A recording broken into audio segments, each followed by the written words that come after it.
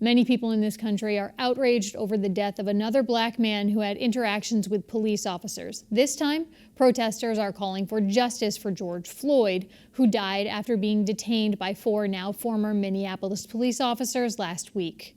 What can and should be done to create the systemic change the protesters are calling for? For guidance, we turn to Gwendolyn Hampton VanSant, the CEO and founder of Multicultural BRIDGE, a Berkshires-based organization that works to create just that.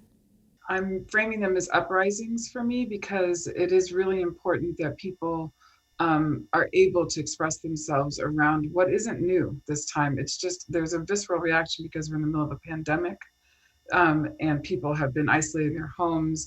People are not able to grieve their families at disproportionate amounts in Black communities. And we are consistently fighting against this tide. And so I think people are taking to the streets to be heard. I think it's really important and heartening for me to see the positive news around people coming in peaceful protests and people coming in droves to help clean up the streets much more than we're just getting the violence images so much over a lot of our media outlets. So I'm heavy-hearted. I can't get the image out of my head, but I also am proud of our communities for standing up for what we need. Yeah, and to your point that people are wearing masks, maybe they're not social distancing, but they are at least wearing masks while they're out there too, to your point about the fact that we are in the midst of the COVID-19 pandemic. I was thinking about for Western Massachusetts, for our region, predominantly white population across Western Massachusetts. And this is an incident that happened in Minneapolis. But I was also thinking about how do we then put this in context for people who, like myself, are white, may have not experienced an act of racism directed at them, may not even have people in their social circle who they've spoken about an incident of racism with. How do you put this in context for people like me and other white people in this community? You know, this is the work that we do at Bridge quite a bit because we're in the Berkshires, which is a predominantly white community. And when we do our work here, as opposed to other places, we spend a lot of time asking white people to really open their eyes and look around. Racism, I feel like you have to work at not seeing it. You know, it's on the news every day. You see the disparities. If you look around and everybody's white, there's a reason. It's not just an accident. So I ask people really to just start being aware and opening themselves up to seeing what's around them and asking themselves questions about why aren't people here? Why don't people stay here? Why don't people live here? And then what advantages do they have? When you start looking at your workplace environments, you start to see the types of jobs people of color have.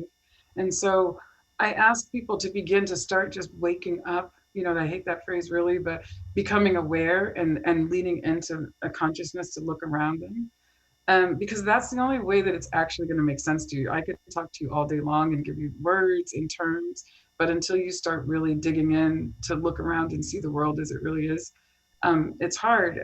At Bridge, we do a lot teaching people about our historical background in the US. One of the books I recommend people to read is The Color of Money, but there's also The Color of Law and many, many other books, The History of Race.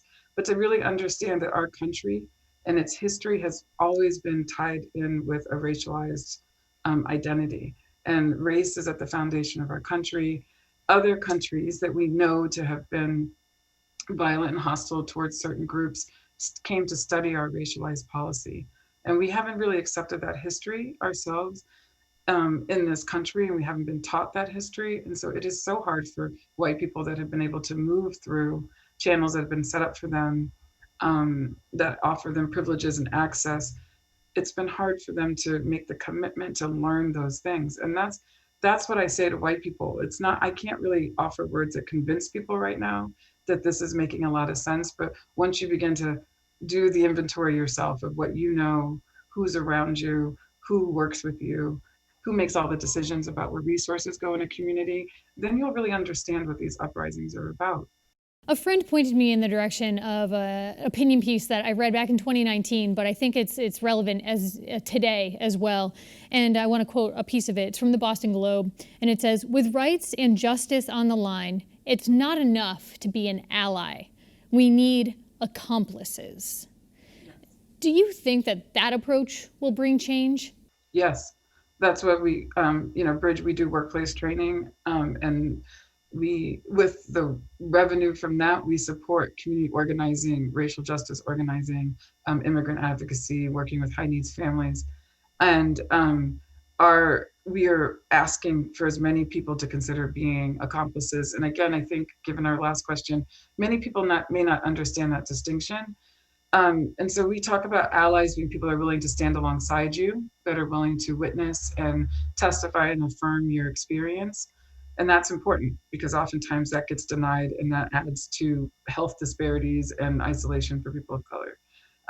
But when you become an accomplice, you start shifting resources. You start actively looking at what resources you have or where you see them and shifting them for positive social impact for Black and Brown communities or other isolated communities. And that's what we need, because being cut off from access to health and to education and to thriving in your career paths, it's hard to take care of your families. It's hard to create any generational stability. So we need accomplices that are willing to shift resources. And there's actually even a step beyond that, which is co-conspirators. And that is when people really begin to start examining policies, pushing on delegates to make equitable policies to undo some of these disparities that have been there.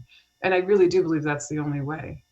People of color have been crying and screaming and writing and studying and singing and dancing and doing everything for hundreds of years. It's really going to be the people in power and the people who have access to this power, even if they've never utilized it, starting to really think about what resources are around me, what can I influence, and how can I shift them. How do you change some of these deep held beliefs that people hold in their minds and their hearts and help them acknowledge that they are in fact racist? One way is to understand the definition of racism, right? Racism isn't actually a feeling or a judgment. There are other words for that: prejudice, stereotypes.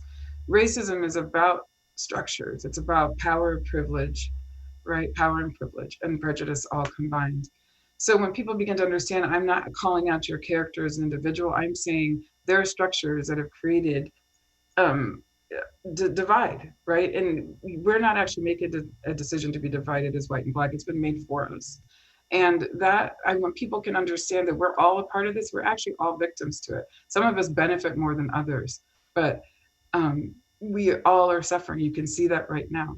So I think that white people need to understand, and I often spend time talking to people that are of,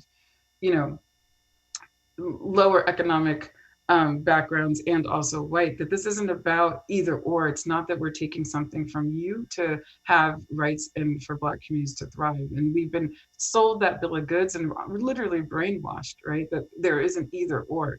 When we work for racial justice, we're working for Black people to actually have the same starting point as white people and the same opportunities to thrive, not take something away from white people. And that bill of goods has been sold for a really long time to poor white communities. And those communities have to look around and see, is it really Black people that's taking something from them? Or is it policies and structures, right? Who's actually benefiting from that? It's not Black people, or we wouldn't be here anymore. So something else, right, is benefiting. So I think that people can actually sit back and begin again to educate themselves and see it. And that takes a lot, because there's anxiety, there's shame, there's guilt, and there should be white anger about being lied to, right? Being lied to in school, being withheld information as well. So that's what I would say to white people: just begin educating, be curious, be willing to learn something and see the world differently than you've been told that you need to see it.